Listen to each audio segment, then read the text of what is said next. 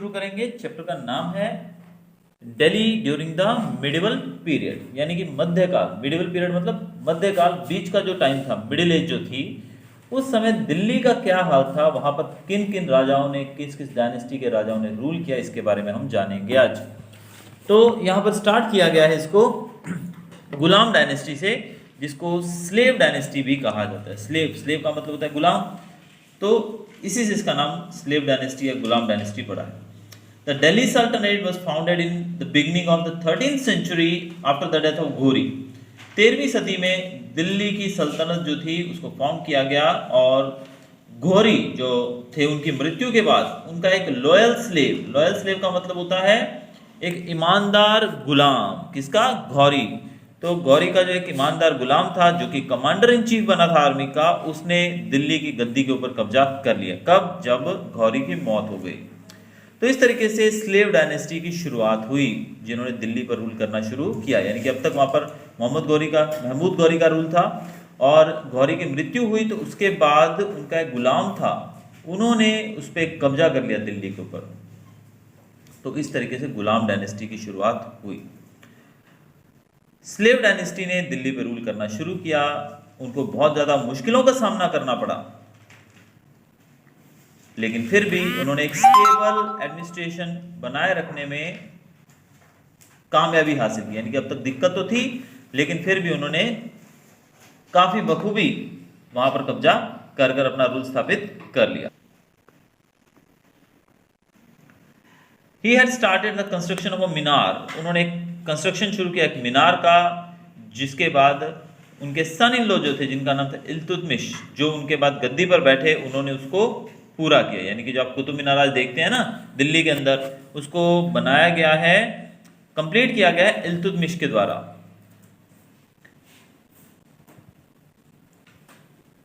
Architectural style जो है कुतुब मीनार का, वो हिंदू और मुस्लिम दोनों स्टाइल का मिक्सचर है। और ये जो प्लेस थी, ये दिल्ली जिसको हम बोलते हैं आज हमारी कैपिटल है, वो उस समय भी मुगल रूलर्स की कैपिटल ही थी, वो उसको अपना कैपिटल ही मानते थे। इल्तुतमिश जो थे वो भी एक स्लेव थे स्टार्टिंग में। उन्होंने भारत के बहुत सारे इलाकों पर युद्ध करके कब्जा किया और उनको दिल्ली की सल्तनत का एक हिस्सा बना दिया।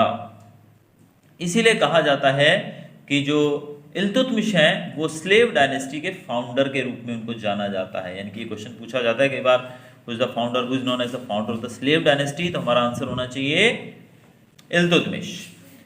उनकी जो बेटी थी जिसका नाम था रजिया सुल्ताना, उनकी मृत्यु के बाद रजिया सुल्ताना गद्दी पे बैठी। वैसे तो आपको पता है कि जो राजा होता है, राजा का बेटा राजा बनता है, लेकिन यहाँ पर इल्तुतमिश की बेटी जो थी जिसका नाम था रजिया सुल्ताना, उन्होंने गद्दी संभाली 1236 में उनकी मृत्यु के बाद। रजिया जो थी वो पहली फीमेल रूलर थी जिन्होंने दिल्ली के ऊपर रूल किया। रजिया बहुत ही एफिशिएंट रूलर थी। वो मेल यानी कि पुरुषों की तरह ड्रेस करके कोर्ट में अपने दरबार में जाती थी। और एक हिस्टोरियन जो हैं जिनका नाम है मिन्हास सिराज, उनके द्वारा लिखा गया है कि रजिया जो थी, she was a more capable and efficient ruler than her brothers, की रजिया के जो भाई थे ना, उनके भाइयों से भी वो ज़्यादा अच्छी रूलर थी, कैपेबल रूलर थी। लेकिन वो एक महिला थी, और महिला जो थी वो एक सब लोगों पे रूल करेगी, सब मर्दों पे रूल करेगी, ये चीज़ किसी को अच्छी नहीं लगी। Amir Umraos dislike Razia as a ruler. उस समय के जो दूसरी कम्युनिटी के लोग थे, जिनको आप आमिर उमराउज कह सकते हैं, वहाँ पर जो दरबार में रहते थे उनके, वो लोग रजिया को पसंद नहीं करते थे रूलर के रूप में। रजिया का रूल जो था वो जल्द ही खत्म हो गया, क्योंकि आमिर्स ने उसके काम के बीच में अड़चने पैदा करना शुरू कर दिया था। और जब रजिया की मृत्यु हुई उसके लगभग 6 साल बाद तक पूरे दिल्ली के अंदर सब कुछ तहस नहस हो चुका था, यानी कि पूरी कानूनी व्यवस्था बिगड़ चुकी थी। और अंत में आमिर्स जो थे उन्होंने Nasiruddin the son of Iltutmish का बेटा जो था जिसका नाम था नसीरुद्दीन, उसको गद्दी पे बिठा दिया। और नसीरुद्दीन ने 21 साल तक रूल किया। उसकी मृत्यु के बाद गियासुद्दीन बाबन गद्दी पर बैठे। वो एक बहुत स्ट्रांग रूलर थे और उन्होंने देश के अंदर, अपने दिल्ली की सल्तनत के अंदर शांति स्थापित करने में काफ़ी अहम रोल निभाया। बाबन हैड बीन द वजीर ऑफ नसीरुद्दीन फॉर 20 ईयर्स। बाबन जो थे वो कौन थे? वो एक वजीर थे, नसीरुद्दीन के वजीर। हमने क्या देखा अब तक? रजिया को बनाया गया, रजिया के बाद लोग खुश नहीं थे रजिया से, तो क्योंकि महिला रूल करे वो किसी को अच्छा नहीं लगा, इसलिए नसीरुद्दीन जो थे उनके भाई रजिया के, उनको गद्दी पे बिठाया गया। लेकिन नसीरुद्दीन के गद्दी पे बैठने के बाद 21 साल तक रूल करने के बाद उनके एक वजीर जिसको बाबन कहा जाता है, उन्होंने गद्दी संभाली। Subsequently he ruled as sultan for 22 years. बाबन जो थे उन्होंने 22 साल तक रूल किया। हिज डिसेंडेंट्स वर वीक, उसके जो डिसेंडेंट का मतलब होता है आने वाले जो उत्तराधिकारी होते हैं ना, राजा के बाद उसका बेटा राजा बनता है, तो ऐसे जो आने वाले लोग थे वो वीक थे, कमज़ोर थे। और Khilji dynasty establish it's rule over Delhi, और उसका फ़ायदा उठाकर खिलजी डायनेस्टी यानी कि ये कुल वंश की बात कर रहे हैं, उन्होंने अपना रूल इस्टेब्लिश कर लिया कहाँ पर, दिल्ली के ऊपर। खिलजी डायनेस्टी के बारे में जानेंगे। लगभग 4 साल हुए थे बाबन की मौत को। खिलजी डायनेस्टी ने दिल्ली के ऊपर अपना कब्जा कर लिया, और तुर्क कम्युनिटी जो थी, जो कि खिलजी से बिलोंग करती थी अफगानिस्तान में, उसी को खिलजी कहा जाता था। खिलजी कौन थे? ये तुर्क कम्युनिटी के लोग थे जो कि अफगानिस्तान से बिलोंग करते थे, उन्हीं को खिलजीज कहा जाता था। Jalaluddin Khilji brought an end to the slave dynasty. अब स्लेव डायनेस्टी हमने देखा, पहले स्लेव डायनेस्टी का रूल था, तो स्लेव डायनेस्टी को हराने में जो मेन रोल निभाया था वो थे जलालुद्दीन खिलजी ने, और उन्होंने उनको हराकर खिलजी डायनेस्टी की नींव रखी थी।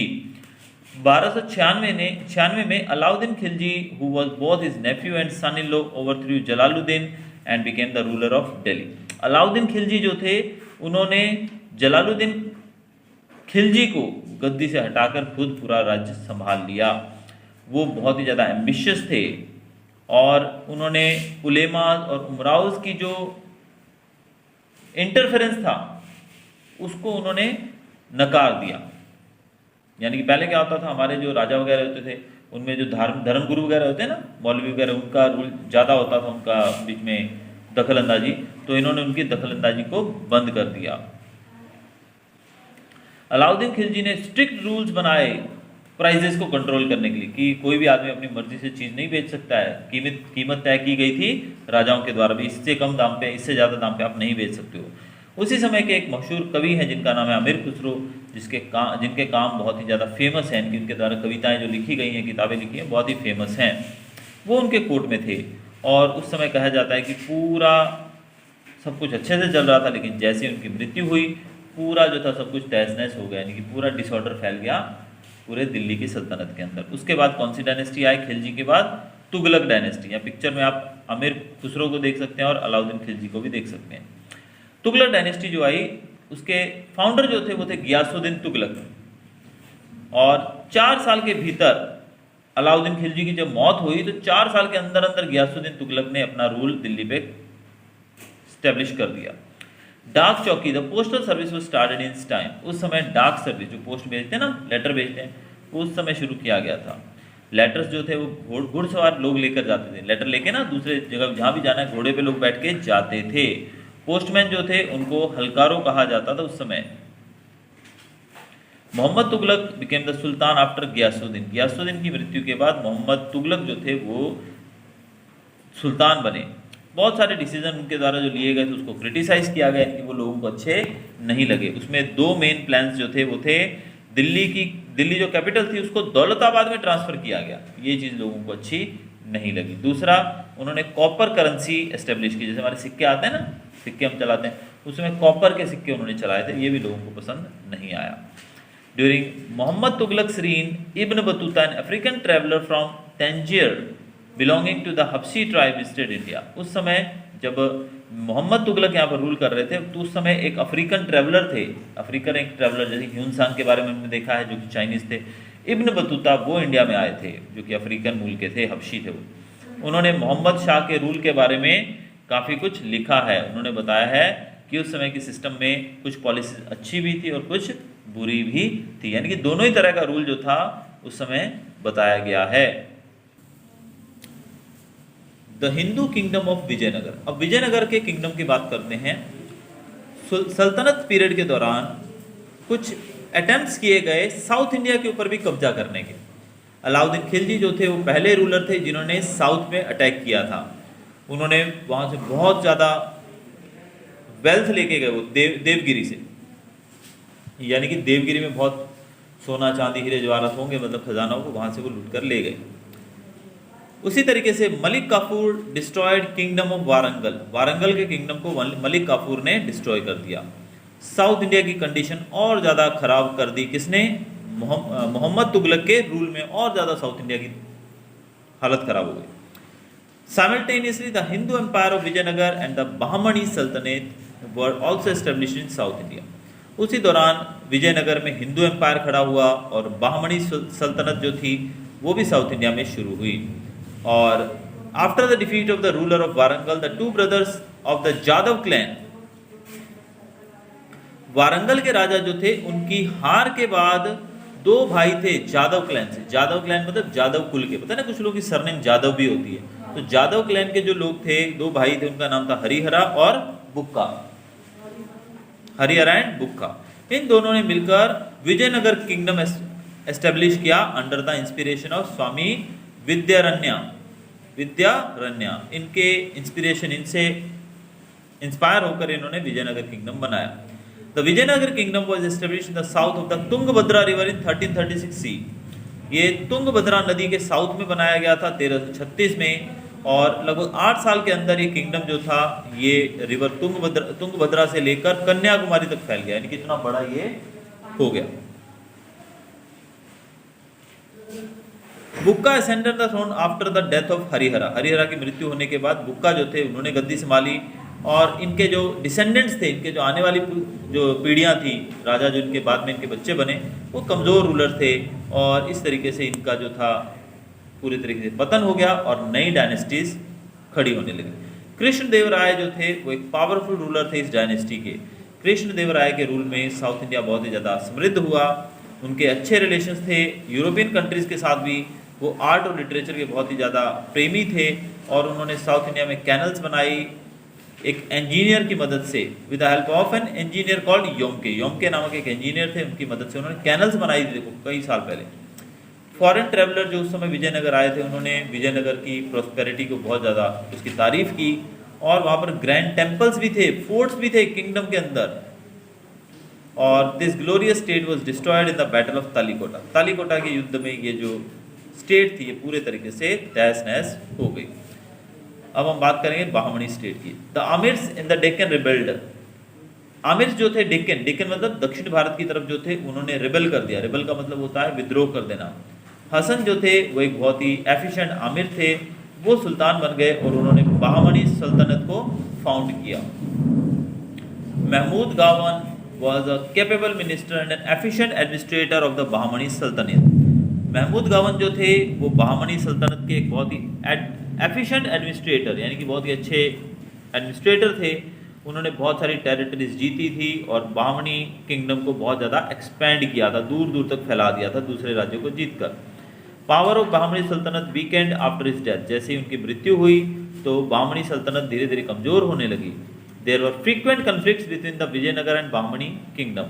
अब उस समय विजयनगर और बाहमनी के अंदर कन्फ्लिक्ट्स मतलब लड़ाई झगड़े बढ़ने लग गए।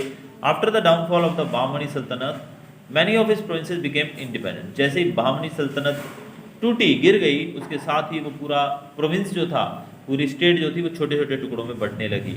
इसके बीच में 5 प्रोविंस थे, 5 प्रोविंसेस ऑफ बीजापुर, अहमदनगर, गोलकोंडा, बेरार और बीदर, ये इंडिपेंडेंट स्टेट्स बन गए। Now will see end of Delhi सल्तनत, और ये हमारा लास्ट टॉपिक है इस चैप्टर का कि दिल्ली सल्तनत का एंड कैसे हुआ। फिरोज शाह तुगलक जो थे वो मोहम्मद तुगलक के बाद गद्दी पर बैठे। However from that time onwards, उस समय से दिल्ली सल्तनत जो थी वो कमज़ोर होने लगी।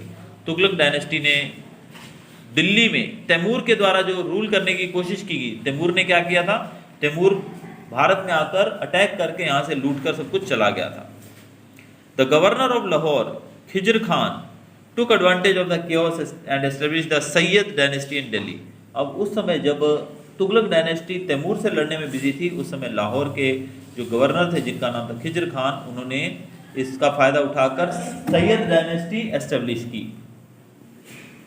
The authority of these sultans was limited to the region around Delhi. Authority जो थी वो दिल्ली के रीजन के आजू बाजू तक फैल गई। In 1451 an Afghan leader Sardar Bahlol establish the rule of Lodhi dynasty in Delhi.